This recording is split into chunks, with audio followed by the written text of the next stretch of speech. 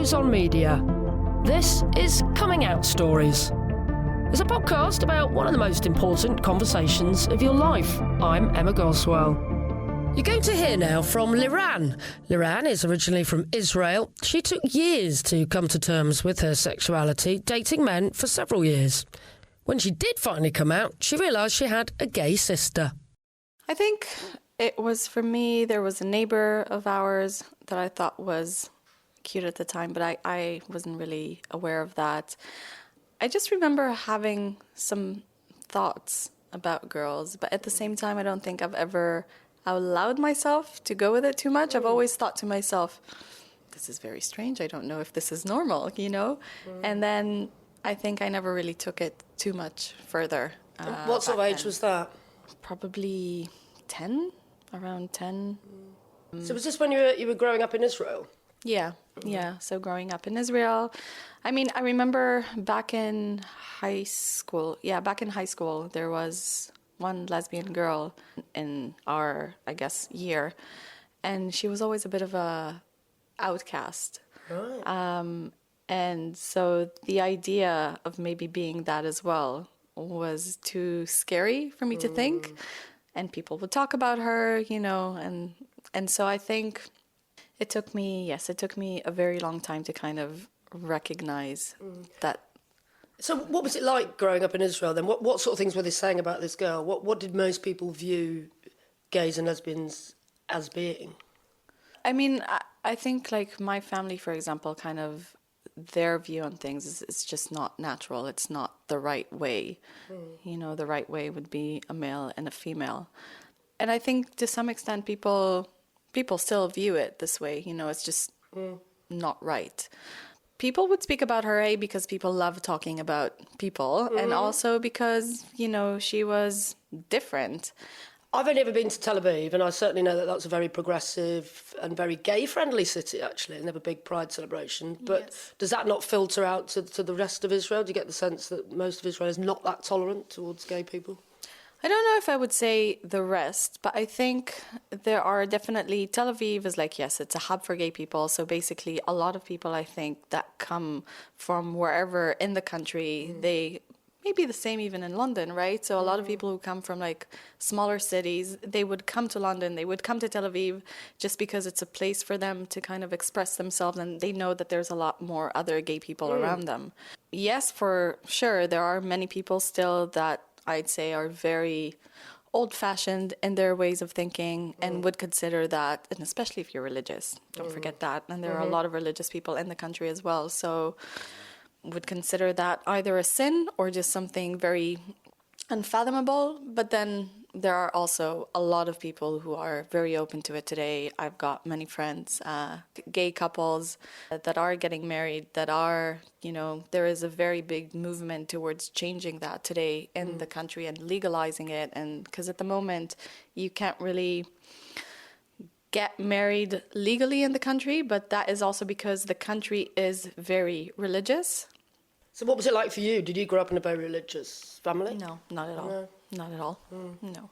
But my family, funny enough, has 2 girls that are gay. Oh! Yes. Wow, 2 out of 2. 2 out of 2, and my brother loves girls as well, so my parents always laugh that they're going to have a lot of girls around them.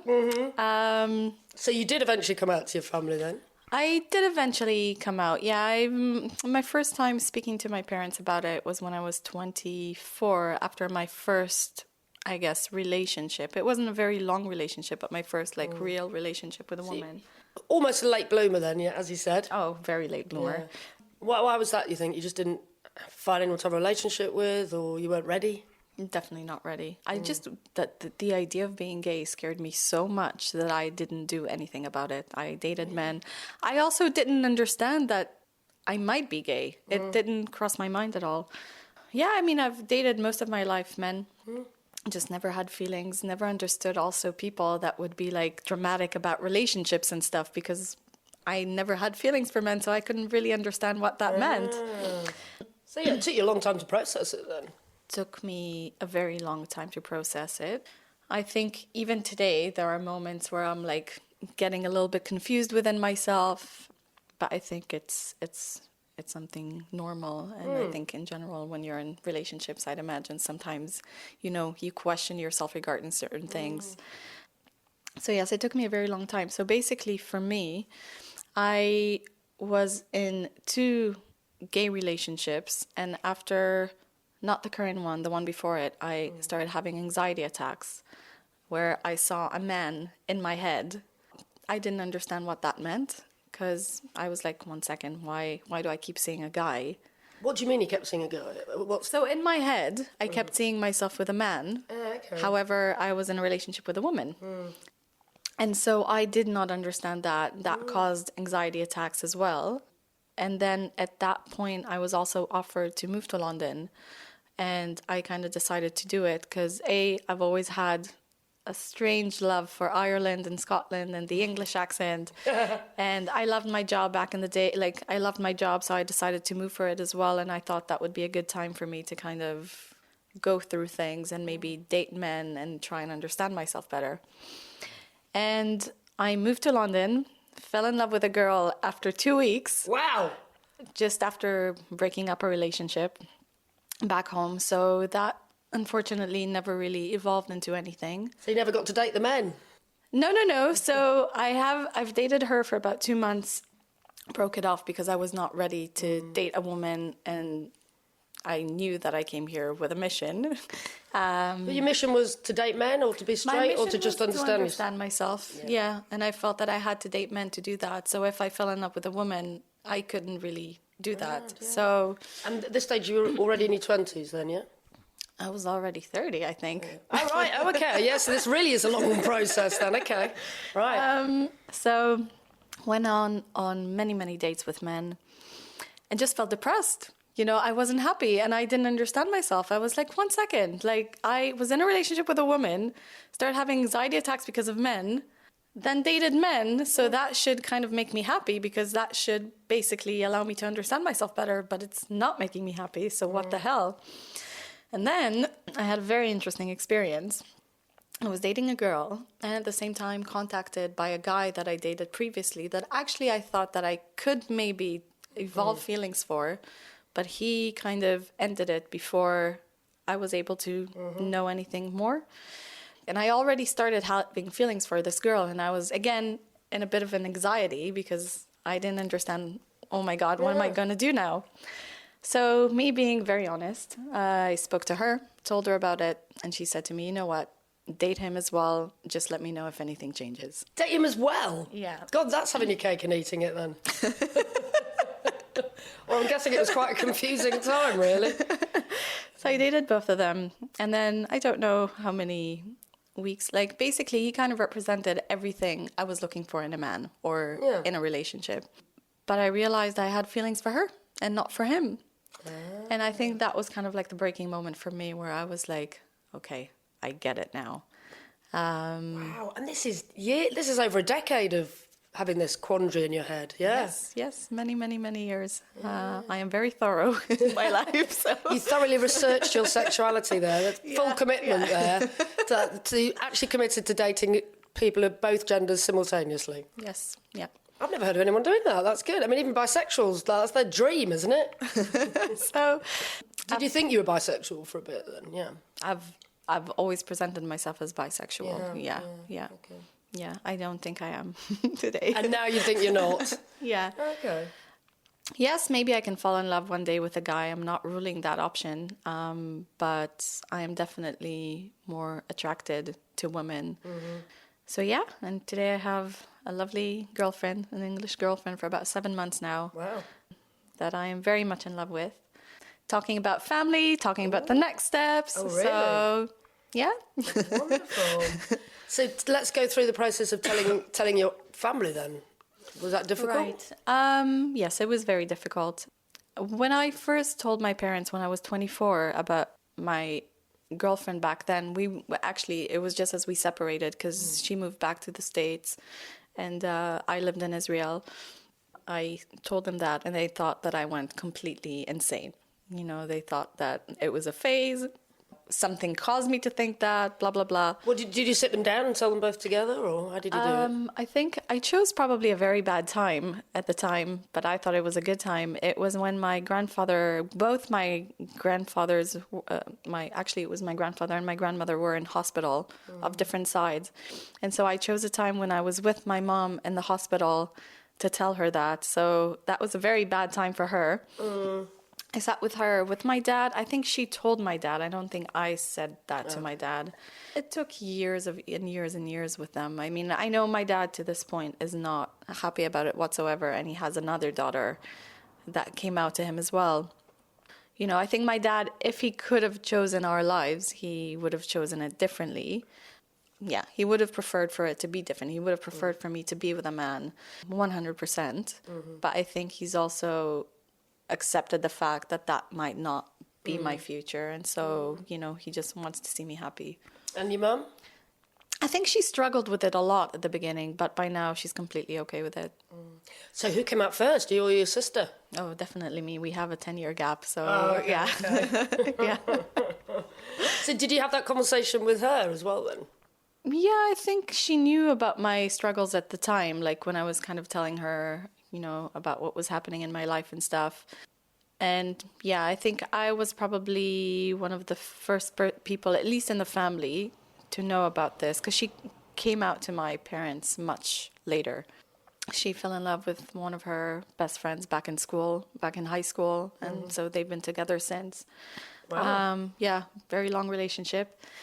So can you remember what it was like when your sister actually just said that to you? How did you react? You know what? I don't even remember what it was like. No. You're like, oh, not another one. I was probably like, no, are you kidding me? Like, what? But I don't really remember.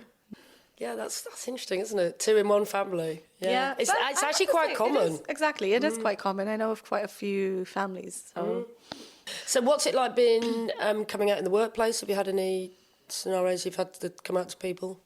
I really think that a lot of it has to do with who you are and where you are in life, because I think back in the day also one of the things that I was struggling with was the idea of coming out to people and how they would take it, and that probably scared me a lot, you know, just that part. I think today where I am so comfortable with it, you know, my girlfriend comes with me to work events and stuff, it feels completely natural. But it sounds like it's been a really long journey for you to get to that stage where you're happy with a girlfriend and your family know and your work colleagues know. Yeah, definitely. And if I look at my sister, I'm always in awe of her, of how... She made it seem easy. Exactly, yeah. Okay. Yeah.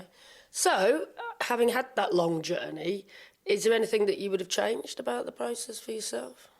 I think probably if I had not taken it so seriously, or if I had not been so scared by it, but rather kind of allowed myself to explore. And you know, I don't think I could have changed anything really, but I think I've had very strong ideas of what it was like to be gay, and the idea that it was somewhat wrong as well. And I think for me, growing up with the idea that gay people might have not, this is how I was kind of raised, that we have not processed things. We may have had like traumas in our past, and that's what's kind of causing us to be attracted to the same sex. I think I've kind of worked a lot on trying to figure out who I am, kind of trying to work out on whatever things that I thought that I was not entirely in peace with inside.